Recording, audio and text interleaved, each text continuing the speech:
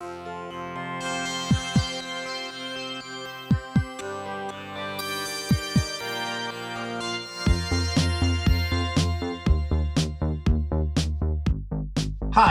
my name is David Blair, and I'm a poet, and I live in Somerville.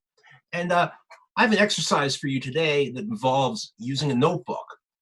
Now, if you really want to be a writer and live a writer's life, one of the most important things you can do besides reading is keeping a notebook where you note your perceptions and the things that you see, and also the things that you remember, right?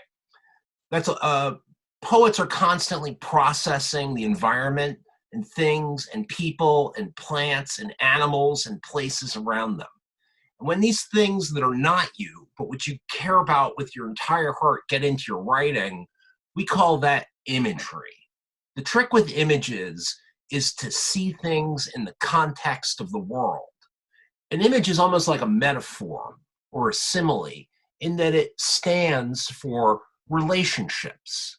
As a matter of fact, the Spanish poet Lorca didn't make any distinguishing comment between images and metaphors and similes. He just called them all poetic events. A lot of times I take photos as they help me remember stuff the next morning when I wake up and drink my coffee and sit with my notebook. For me, the act of writing and reading are both movie-like experiences, full of sound but moving visually.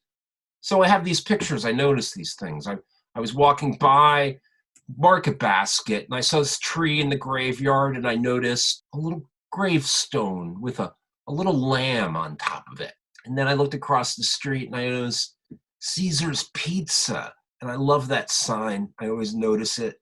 And then I kind of looped back and I saw this really incredibly spooky sign for fried clams, drink Coca-Cola. And about 30 years ago, I've heard somebody tried to restore this and the paint ran, and then you got like this crazy action with the eyes.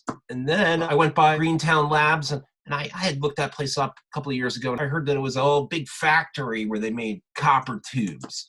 Next morning, I have images in my head. I write them down. I have no idea what I'm doing, but I have a page in my notebook.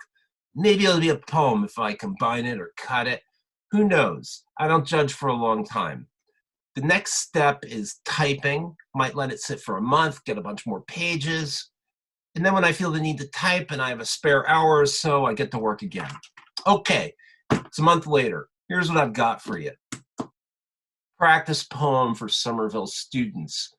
The big tree protects the rain-softened pillow of the gravestone with a lamb on top of it, the size of a toy, in the fenced graveyard on the avenue.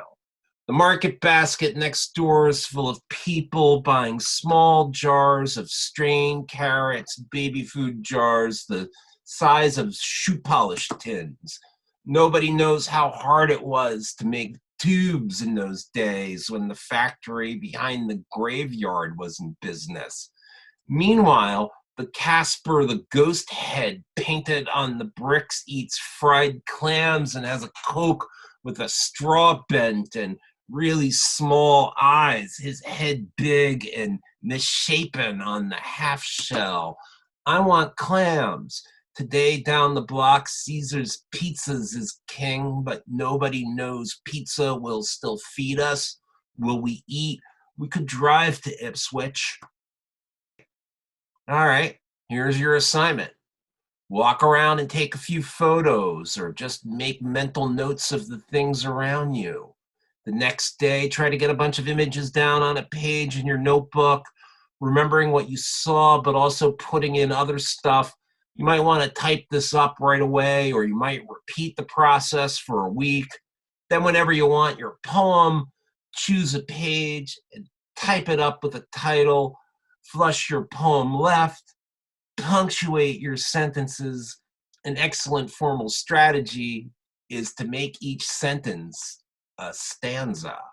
You can also combine pages. Putting things one after another creates meaning. All right, have a good time.